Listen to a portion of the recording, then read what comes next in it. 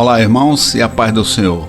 Meus irmãos, todo cristão que tem alguma vivência com teologia já ouviram falar em duas expressões, inferno e o lago de fogo. Seria a mesma coisa ou tem alguma diferença? Na realidade, entendemos que esses termos podem referir-se ao reino dos mortos e o chamam também de Hades, que a Bíblia o classifica como um lugar de tormento para os ímpios antes do julgamento final. Na parábola do homem rico e Lázaro, que está no livro de Lucas, capítulo 16, do versículo 19 ao 31. A palavra hebraica Gehenna, que significa aniquilação ou castigo eterno sobre o corpo e alma, quando Jesus voltar para julgar.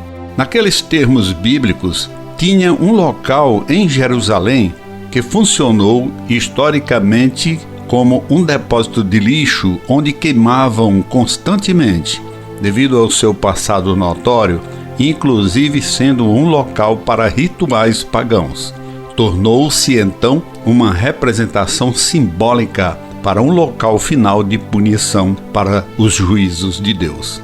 Tudo isso é apenas para descrever as consequências eternas do pecado, marcadas pela imagem do fogo inextinguível e da destruição, como visto em Mateus capítulo 5, versículo 29 e 31, que diz assim: E se o teu olho direito te escandalizar, arranca-o e lança-o fora de ti, pois te é proveitoso que um dos teus membros pereçam, e não que todo o corpo seja lançado no inferno. E se tua mão direita te escandalizar, corta-a e lança-a para longe de ti, porque te convém que um dos teus membros pereça, e não que todo o corpo deva ser lançado no inferno.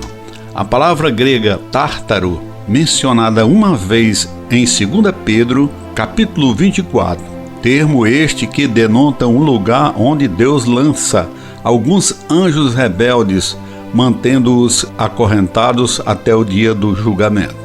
Para compreender o inferno, é crucial reconhecer a natureza de suas faces e da sua representação. Embora os entendimentos modernos e muitas vezes acrescentadas novas descrições, principalmente os escritores do Novo Testamento, influenciados pelas suas origens culturais e linguísticas, utilizaram uma série de termos para transmitir vários novos aspectos da vida após a morte e julgamento divino. A compreensão destes termos, no seu contexto bíblico, é adequado e fundamental para compreender a mensagem teológica mais ampla da justiça de Deus e a consequência da pecaminosidade humana, da terminologia e da menção ao lago de fogo. Mencionado exclusivamente no livro do Apocalipse do Novo Testamento, o lago de fogo carrega um significado apocalíptico. Este lago de fogo simboliza o destino final das forças do mal.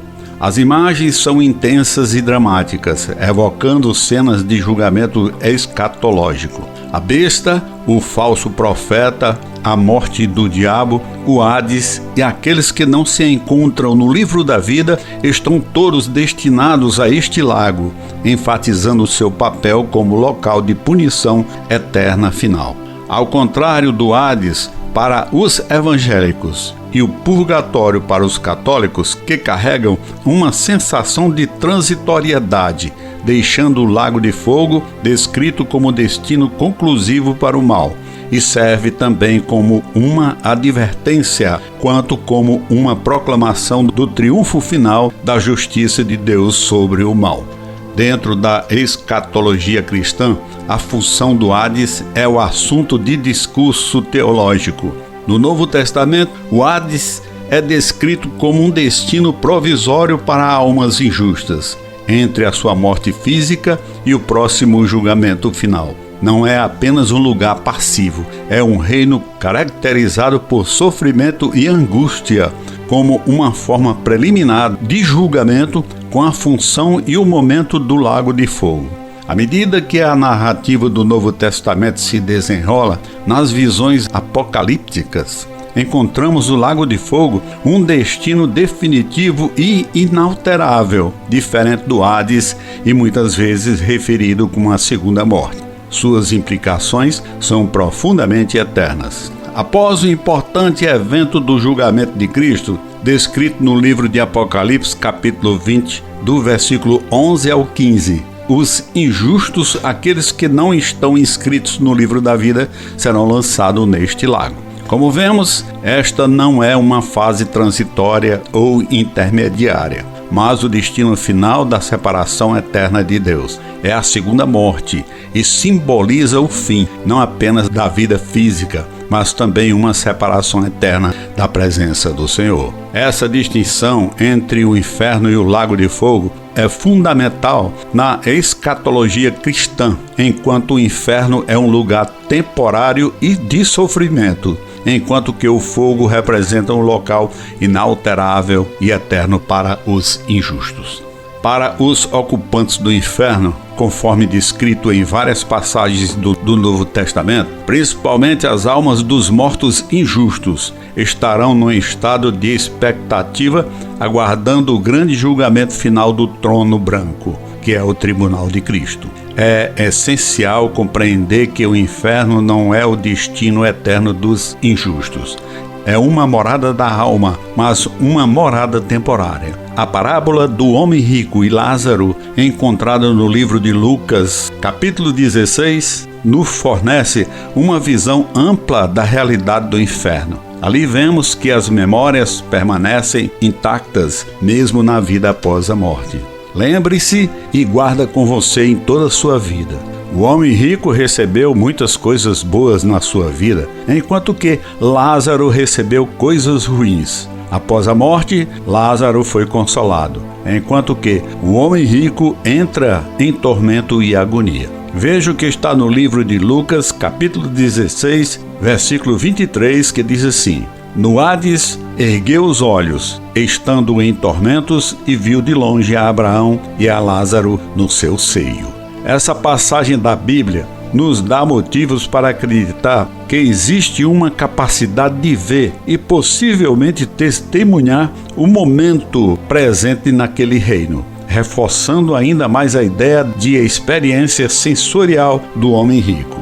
Ele sentiu o tormento e expressou uma sede profunda, exclamando: Pai Abraão, tem piedade de mim e mande Lázaro para que molhe a ponta do dedo na água e me refresque a língua, pois estou atormentado nesta chama.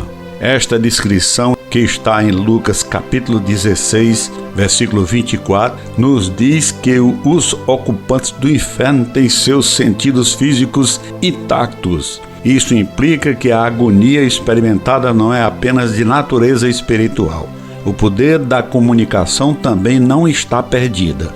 Essa conversa do homem rico com Abraão é uma prova disso.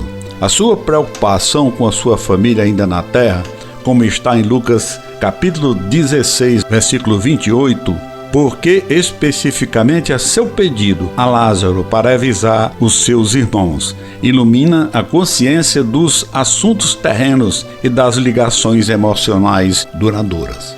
No alto de suas lamentações, dizia ele que: tenho 5 irmãos e os avise para que eles também não venham para este lugar de tormento. Portanto, podemos concluir que os ocupantes do inferno podem sentir e ver tudo.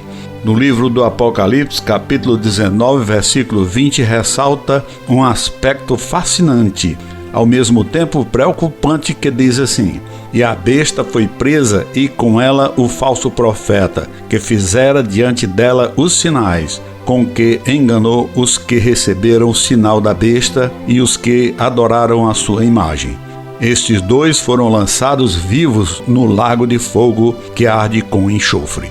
Neste versículo, vemos que os 2 primeiros ocupantes do lago de fogo, curiosamente, não são meros mortais, mas 2 figuras notórias, o anticristo e o falso profeta, que realizarão os sinais em nome de Jesus. Com estes sinais, eles enganarão aqueles que optarão por receber a marca da besta e adorarão a sua imagem. Os 2 serão lançados vivos no lago ardente de enxofre. este episódio não é apenas a identidade desses dois indivíduos, mas a forma como eles serão julgados, embora muitos enfrentem o julgamento do grande trono branco mais tarde. Esses dois serão lançados diretamente no castigo eterno, sem o julgamento do tribunal de Cristo. Serão imediata e diretamente levados ao lago de fogo, sem o procedimento do julgamento do tribunal de Cristo. Seus atos malévolos e seu papel em desviar inúmeras almas são tão graves que seu destino é definitivo e instantaneamente cumprido. Esta ação contra os dois serve como um poderoso lembrete para nós, se formos adoradores das profundezas da maldade. Esses dois seres malignos, Deus ignora o julgamento usual para lidar imediatamente com o mal. Isso ressalta o quão grave é esse mal aos seus santos olhos. O fogo não incluirá apenas os humanos que rejeitaram a salvação divina, mas também um amplo de seres espirituais contra os quais se rebelaram contra Deus. A narrativa desses versículos fornece uma lista constando o diabo e seus anjos caídos. Os demônios serão seus principais habitantes, significando a derrota final do mal. Em Apocalipse, que diz assim: "E a morte e o Hades foram lançados no lago de fogo." Esta é a segunda morte, o lago de fogo. É uma promessa que a morte e o próprio inferno serão lançados no lago de fogo, que consumirá tudo que for contra a palavra de Deus. Tem um tempo de permanência no inferno. É o que faz a diferença entre o inferno e o lago de fogo. Como vimos, o inferno é um local de retenção transitório, um meio onde as almas dos injustos habitam antes de enfrentarem o seu fim. Esta fase intermediária, embora cheia de sofrimento e consciência, não é onde as almas permanecem indefinidamente. Depois dessa fase, seus ocupantes serão libertos para serem julgados pelo tribunal de Cristo. Então serão julgados com base em suas ações e, seguindo esse julgamento, o próprio inferno encontra seu fim. Após essas fases, abre-se o caminho para uma nova ordem eterna, onde há uma distinção clara entre a vida eterna e a condenação eterna. Em total contraste com a duração temporária do Hades, o lago de fogo permanece como local final da separação eterna de Deus. É o destino de todas as entidades, tanto sobrenaturais como humanas, que escolheram rejeitar a salvação. Em Apocalipse, capítulo 20, versículo 10, enfatiza que o diabo, a besta e o falso profeta serão atormentados dia e noite para todo sempre. Até as pessoas, os covardes, os infiéis, os detestáveis, os mentirosos, os roubadores, os assassinos, os adúlteros, os depravados sexuais, os soberbos, todos serão destinados ao lago eterno, que é descrito como uma segunda morte. O conceito de para sempre aqui tem um imenso significado. É um estado atemporal, ilimitado e interminável. O lago serve como um testemunho duradouro da seriedade das escolhas feitas durante a existência terrena. A duração eterna do lago de fogo serve como um lembrete angustiante das consequências permanentes que advêm da rejeição da oferta de salvação eterna de Deus. Amém, irmãos, e fiquem com Deus.